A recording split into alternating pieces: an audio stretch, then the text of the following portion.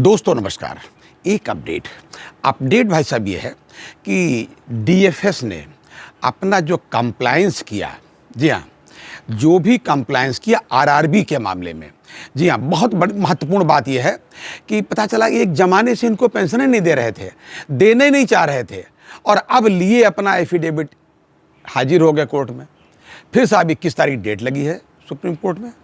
ग्रामीण बैंक के जो पेंशन का मामला था, कंटेम्प्ट पिटीशन थी, उस मामले में भाई साहब तो आप लोगों के पास तक ये सूचना पहुंच गई होगी।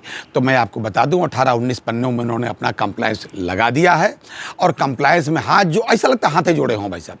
उन्होंने सब दिखाया कि हमने साहब ये चिट्ठी डाली है, फिर स्पॉन्सर बैंक ने ये किया, फिर नाबार्ड ने ये किया, और साहब देखिए ये कंप्लायंस किया, और देखिए साहब 20% हमने जो है पेंशन का एरियर का भुगतान कर दिया, और साहब देखिए 50% हमने कंप्यूटर का एरियर का भी भुगतान कर दिया, और आखिर में भी कहा कि साहब जो है हम वो 31 मार्च 2025 तक सारा पेमेंट कर देंगे।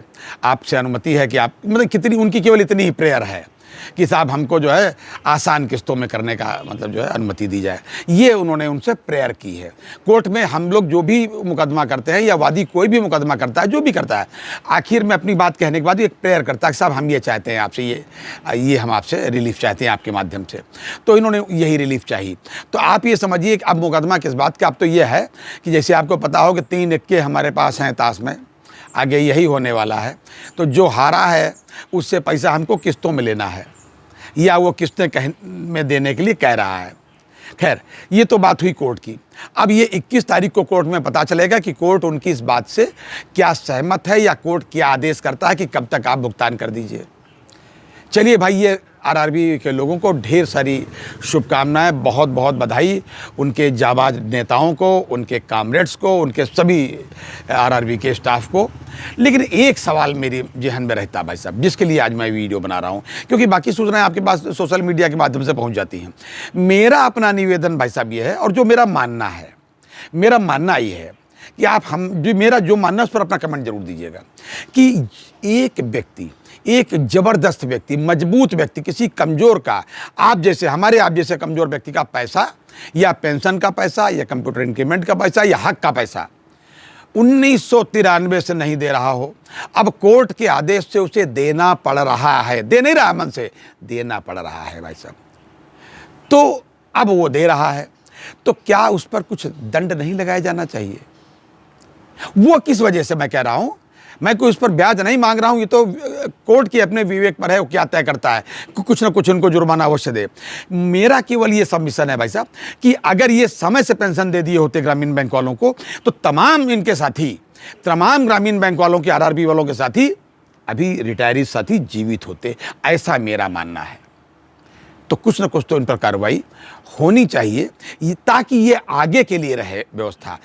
कह क्यों रहा हूँ, कह इस वजह से रहा हूँ, हमारे कमर्शियल बैंक के, नेशनलाइज बैंक के हमारे जो साथी हैं, उनकी पेंशन में 32 साल से भाई साहब, लास्ट 32 ईयर से कोई भी पेंशन का समझ लीजिए रिवीजन नहीं हुआ जी।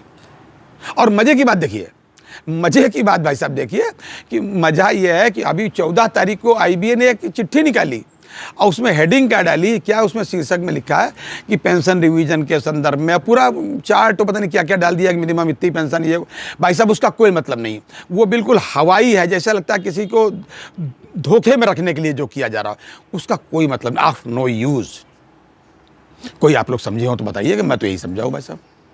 तो एक तो मेरी ये बात है, मेरा प्रश्न है आपसे निवेदन है कि क्या जिन्होंने 1993 से लेकर के आरआरबी वालों को वंचित रखा 2024 तक, मतलब 18 में उन्होंने दे दी तमाम सारे लोगों को, वो अलग बात है, तब तक जो नहीं दिया और जो सही हक का पैसा था, तो क्या इनको कुछ दंड नहीं मिलना चाहिए, ताकि भविष्य के लोग, आगे आने वाली जो पीढ़ियां हैं, कोई गलती ना करे, और कमर्शियल बैंक के हमारे साथियों को जो है जी, कुछ इनका भी पेंशन रिवीजन हो सके। और चलते चलते एक निवेदन आपसे करूंगा भाई साहब, एक निवेदन भाई साहब आपसे ये करूंगा कि 23 तारीख को सीबीपीआरओ और एआईबी पार्क और भारत के, हमारे देश के तमाम सारे पेंशनर संगठन, मतलब बैंकों के पेंशनर संगठन, जंतर मंतर पर धरना दे रहे हैं पेंशन रिवीजन की मांग को लेकर के डीएफएस को, सरकार को जगाने की नीयत से।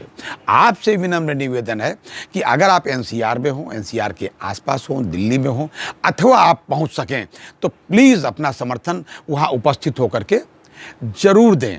ये मेरा व्यक्तिगत निवेदन आपसे है भाई साहब, क्योंकि 32 सालों से आप भी सोच रहे होंगे, हमारे कमर्शियल बैंक वाले भाई साहब, आप सोचिए हमारे साथी लोग, कि अगर वेज रिवीजन, माफ़ कीजिएगा, पेंशन रिवीजन ना होने की वजह से तमाम साथी पेंशन रिवीजन का इंतजार करते करते भगवान के यहाँ पहुँच गए, जिसमें MC सिंगला साहब का केस सब लोग इसको ठीक से जानते हैं।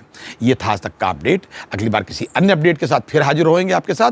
तब तक के लिए इजाज़त दीजिए, और हाँ, अपनी सेहत का पूरा ख्याल रखिए, तभी पेंशन रिवीजन का कुछ लाभ हम लोग उठा सकेंगे।